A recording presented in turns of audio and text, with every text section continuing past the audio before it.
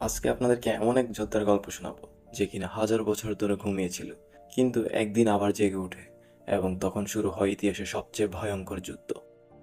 এই শক্তি, এই রাগ, এটা কোনো সাধারণ শক্তি নয়, কোনো সাধারণ মানুষ নয়, এটা ব্ল্যাক অ্যাডাম।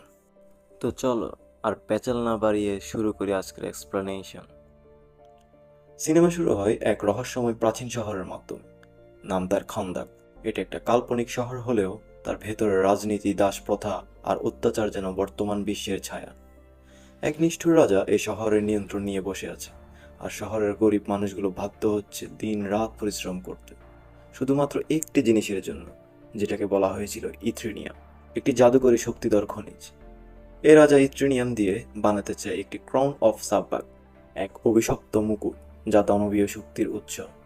কিন্তু তখনই একজন দাস বিদ্রোহ করে, এবং তখনই বদলে যেতে থাকে ইতিহাস। লোকটি ছিল সাধারণ একজন মানুষ, কিন্তু ক্ষমতা দেয় wizards of the rock of eternity. এই লোকটি আর কেউ নয়, সে হলো ডেথ অ্যাডাম, অর্থাৎ ব্ল্যাক অ্যাডাম। জাদুকররা যখন দেখে যে সাধারণ মানুষদের মধ্যে একজন ন্যায়ের জন্য লড়ছে, তখন তারা তাকে বেছে নেয় এবং দেয় তাকে ঈশ্বরতুল্য শক্তি। কিন্তু তখন ঘটে এক দুর্ঘটনা। শক্তি ব্যবহার ঘটে ভুল, এবং ন্যায়ের নামে সে ধ্বংস করে ফেলে পুরো রাজত্ব। তখনই তার উপর নেমে আসে শাস্তি। তাকে বন্দি করে ফেলা হয় হাজার বছরের জন্য। হাজার বছর কেটে যায়, কিন্তু কেউ জানতো না যে এই দানবীয় শক্তিধর ব্যক্তি আবার ফিরে আসবে। হঠাৎ করে একদিন এক দল প্রত্নতত্ত্ববিদ খন্দক শহরের পুরো ধ্বংসাবশেষ খুঁজতে যায়, সেই মুকুট, ক্রাউন অফ সাব্বার। তারা খোঁজ করতে করতে চলে যায় সেই গোপন ঘরে, যেখানে বন্দি ছিল ব্ল্যাক অ্যাডাম। যখন তারা ভুল করে তাকে জাগিয়ে তোলে, তখনই দেখা যায় এক অন্ধকার আবহাওয়া। বাতাস ভারী হয়ে যায়, বিদ্যুৎ কাঁপে, এবং ধ্বংস নেমে আসে আকাশ থেকে। ব্ল্যাক অ্যাডাম মুক্ত হয়, আর সাথে সাথে সে ধ্বংস করে ফেলে পুরো সেনাবাহিনী। কেউ রেহাই পায় না। হেলিকপ্টার, ট্যাঙ্ক, মিসাইল কিছুই তাকে থামাতে পারে না। এটা কোনো সুপারহিরোর আগমন নয়, এটা এক প্রাচীন রাক্ষসের জাগরণ। ব্ল্যাক অ্যাডাম এর মুক্তির খবর ছড়িয়ে পড়ে দ্রুত। পৃথিবীর সুপারহিরোদের গোষ্ঠী জাস্টিস সোসাইটি অফ আমেরিকা সিদ্ধান্ত নেয় এই ভয়ঙ্কর শক্তিকে এখনই থামাতে না পারলে ভবিষ্যতে কেউ বাঁচবে না। তারা আসে 4 জন সদস্য নিয়ে: হোকম্যান, ডক্টর ফেট, সাইক্লোন আর অ্যাটম স্মাশার। তারা ভাবে তারা ব্ল্যাক অ্যাডামকে কনভিন্স করতে পারবে বা প্রয়োজনে আটকাতে পারবে। কিন্তু ব্ল্যাক অ্যাডাম কারো কথা শোনে না।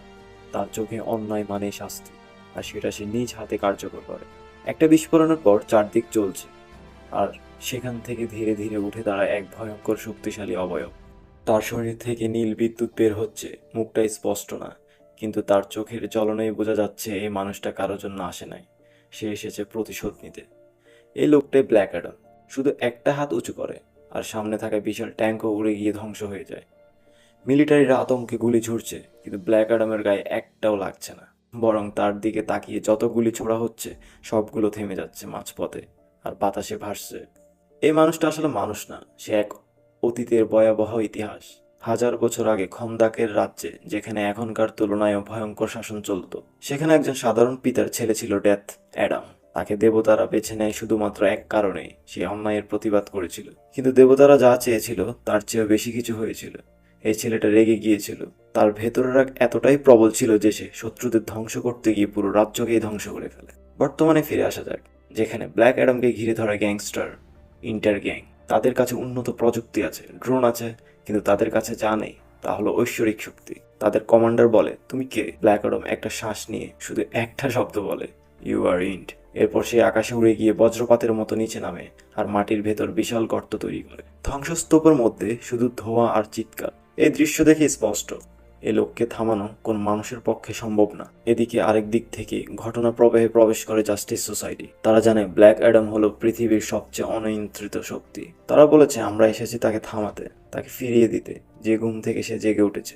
কিন্তু সমস্যা একটাই, আপনি কি পারেন একটা বজ্রপাতকে আটকাতে? এইবার শুরু হবে সেই যুদ্ধ, যেটা শুধু দুই পক্ষের নয়, এটা সত্য আর ভুলের মধ্যকার। ব্ল্যাক অ্যাডাম খারাপ না, কিন্তু সে রক্তের প্রতিশোধ রক্ত দিয়েই চায়।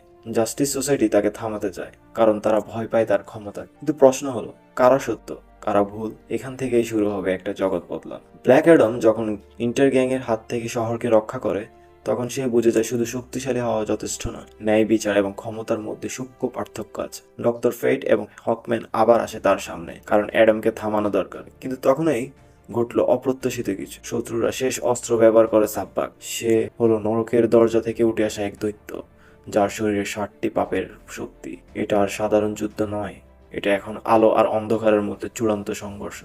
ব্ল্যাক অ্যাডাম, এখন তুমি কি করবে? ডক্টর ফেট বুঝতে পারে এই দৈত্যকে থামাতে হলে কাউকে আত্মত্যাগ করতেই হবে। সে তার হেলমেট ব্যবহার করে সাব্বাককে আংশিকভাবে দুর্বল করে, কিন্তু এর জন্য তাকে নিজের জীবন উৎসর্গ করতে হয়। নায়ক হতে হলে শুধু শক্তি নয়, প্রয়োজন আত্মত্যাগ, আর সেটাই করে দেখালো ডক্টর ফেট। ব্ল্যাক অ্যাডাম বুঝে যায় এখন তার সত্যিকারের দায়িত্ব কি। সে নিজের ভয়ানক রূপ রূপান্তরিত হয় এবং এক আকাশচুম্বী লড়াইতে নেমে পড়ে সাব্বাকের বিরুদ্ধে। ব্ল্যাক অ্যাডাম পুরো শক্তি ব্যবহার করে সাব্বাককে আকাশে টেনে নিয়ে যায় এবং এক নীল বিজলির বিস্ফোরণে তার বুক ছিঁড়ে শেষ আঘাত হানে। সেই আলো পুরো শহরকে আলোকিত করে তোলে। ব্ল্যাক অ্যাডাম এখন আর প্রতিশোধের প্রতীক নয়, সে হলো রক্ষক। তার রাগ ছিল ন্যায় বিচারের জন্য, আর তার শক্তি এখন এক নতুন আশা। যুদ্ধ শেষে ব্ল্যাক অ্যাডাম জানায় সে রাজা হতে চায় না, সে একজন রক্ষক হতে চায়। আর খন্ডাকের জনগণ প্রথমবারের মতো আশা নিয়ে তার দিকে তাকায়। জাস্টিস সোসাইটি এখন তাকে মেনে নেয়, কারণ তারা জানে যুদ্ধ শেষ, কিন্তু প্রহরীর প্রয়োজন চিরকাল। একজন যোদ্ধা যে ছিল রাক্ষস, আজ সে পরিণত হলো এক রক্ষকে। ব্ল্যাক অ্যাডাম একজন কিংবদন্তি। বাংলা ভাষায় এই গল্পটা আপনাদের কেমন লাগলো নিচে কমেন্টে জানান। এই ছিল ব্ল্যাক অ্যাডামের এক অসাধারণ ধ্বংসাত্মক এবং হৃদয় বিদারক গল্প। এমন সিনেমার বাংলা ব্যাখ্যা যদি আরো দেখতে চাও, তবে এখনই সাবস্ক্রাইব করো থ্রিলার বাংলা এক্সপ্লেন চ্যানেলটিকে। আর হ্যাঁ, এই মুভির কোন অংশ তোমার সবচেয়ে ভালো লেগেছে নিচে কমেন্টে জানাও।